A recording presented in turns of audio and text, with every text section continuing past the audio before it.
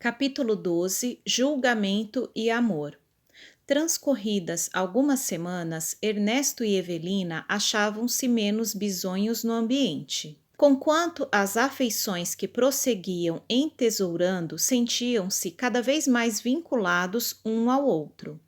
Sensivelmente melhorados, demoravam-se ainda no hospital, mas domiciliados em pavilhões de convalescentes, cada qual no departamento próprio, de vez que as referidas construções abrigavam homens e mulheres, em vasta agremiação de lares-apartamentos para uso individual. Desfrutavam a devida permissão para se movimentarem na cidade como quisessem, apenas com a observação de que somente lhes seria lícito visitar os arredores, onde se acomodavam milhares de espíritos infelizes com assistência adequada.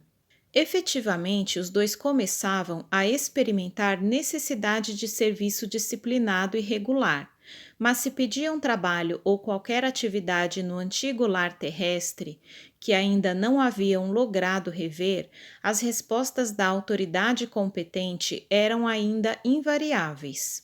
Que aguardassem mais tempo, que seria justo atender à imprescindível preparação.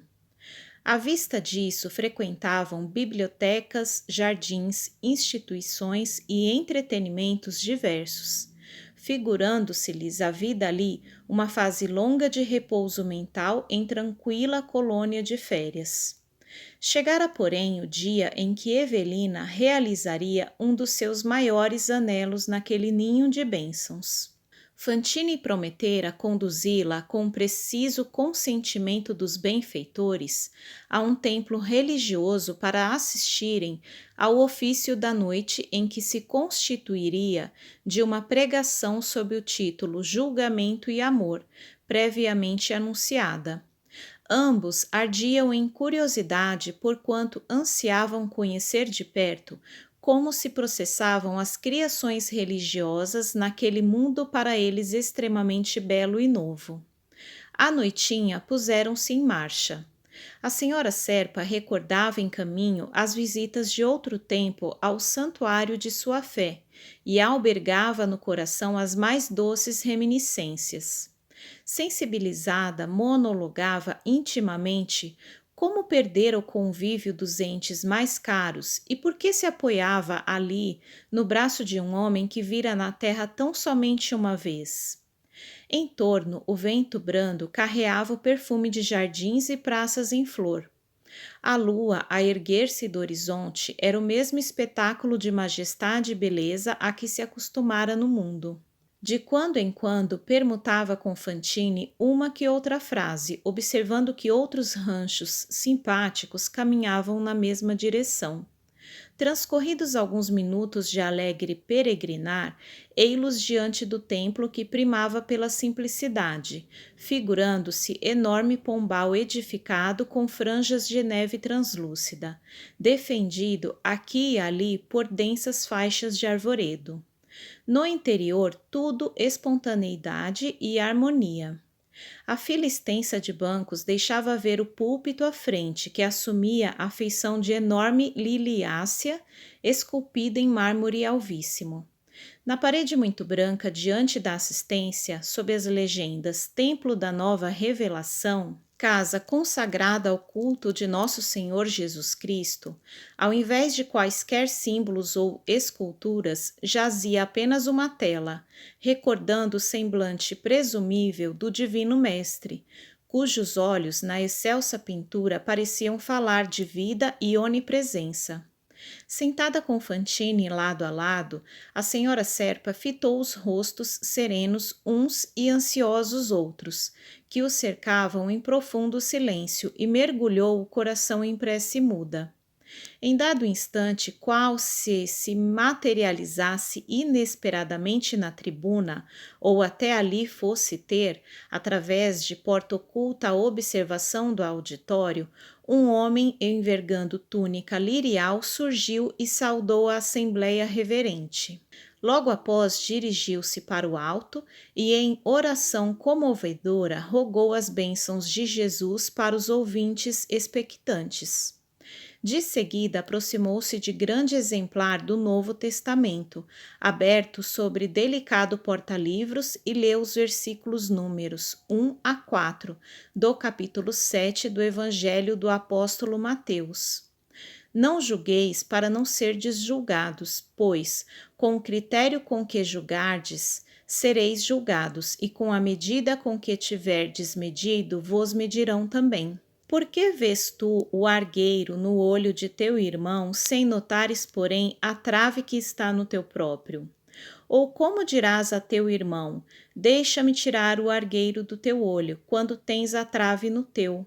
Terminada a leitura, deteve-se o ministro em dilatada concentração, qual se buscasse inspiração nas profundezas da própria alma. Ernesto e Evelina, porém, viram surpresos que, ao revés, o pensamento dele se exteriorizava em forma de larga auréola de luz, que se lhe alteava da cabeça à maneira de chama, elevando-se cada vez mais.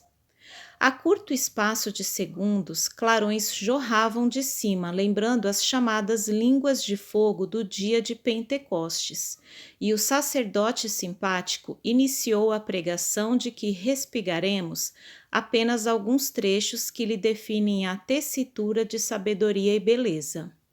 Irmãos, até ontem éramos parte integrante da coletividade humana, a nossa bendita família da retaguarda, e acreditávamos no poder de julgar-nos uns aos outros. Encastelados nas ideias religiosas que supunhamos escravizar a serviço de nossas paixões, imaginávamos adversários e transviados quantos não pensassem por nossos princípios. Interpretávamos os ensinamentos de nosso Senhor Jesus Cristo conforme o nosso arbítrio, exigindo que o Senhor da vida se nos fizesse rebaixado servidor, na estrada sombria e tortuosa que não nos cansávamos de palmilhar.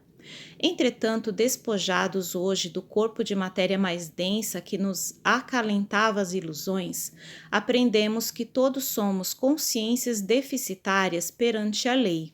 E compreendemos agora, para a felicidade nossa, que apenas o Senhor dispõe de recursos para avaliar-nos consideradamente, porque em verdade ser-nos-á possível tão somente examinar a nós próprios. O que tenhamos sido no imo do sentimento, enquanto na existência do corpo terrestre, somos aqui.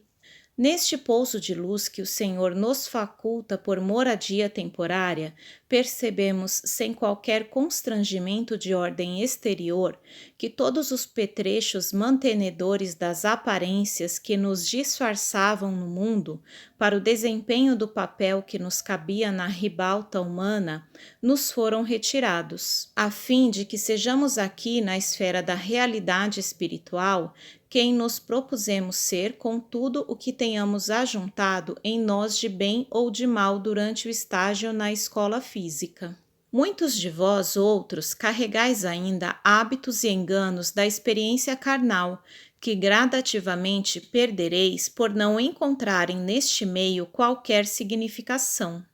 Vossos palácios ou casebres, títulos convencionais ou qualificações pejorativas, privilégios ou cativeiros, honras familiares ou desconsiderações públicas, vantagens ou prejuízos de superfície, todos os condicionamentos mentais que vos centralizavam na ideia de direitos supostos ou imaginárias reclamações, com o abandono dos deveres naturais de aperfeiçoamento espiritual para a vida eterna, desapareceram no dia em que os homens, por força da desencarnação, vos impuseram ao nome um atestado de óbito no planeta, senhoreando-vos os patrimônios e analisando-vos os atos para, ao depois, muitos deles, varrer-vos do pensamento, com a falsa convicção de que vos podem desterrar da memória para sempre.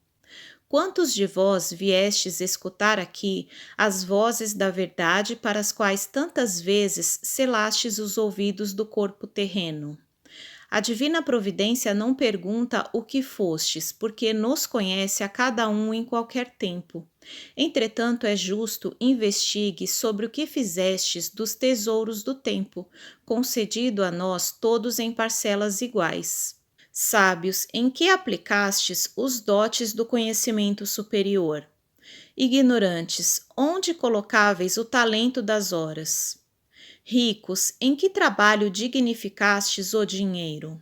Irmãos destituídos de reservas douradas, mas tanta vez detentores de bênçãos maiores que realizastes com as oportunidades de paciência e serviço, compreensão e humildade na esfera da obediência. Jovens, que operastes com a força? Companheiros encanecidos na marcha do cotidiano, em que boas obras convertestes o clarão de vosso entendimento? Não vos iludais. Qual ocorreu a nós outros, os que habitamos atualmente o plano espiritual desde longas décadas, trouxestes para cá o que efetuastes de vós mesmos.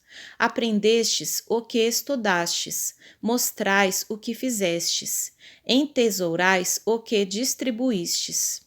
Em suma, atravessada a grande fronteira, somos simplesmente o que somos. Reconhecereis, assim, no curso do dia a dia, neste domicílio das realidades excelsas, que todos os disfarces que nos encobriam a individualidade real no mundo se extinguem naturalmente, expondo-nos à vista a esfera íntima. Fora das constrições carnais, cada espírito se revela por si. Mecanicamente, na residência ancestral da alma, estampamos nas atitudes e palavras os sentimentos e pensamentos que nos são peculiares, sem que nos seja mais possível qualquer recurso à simulação.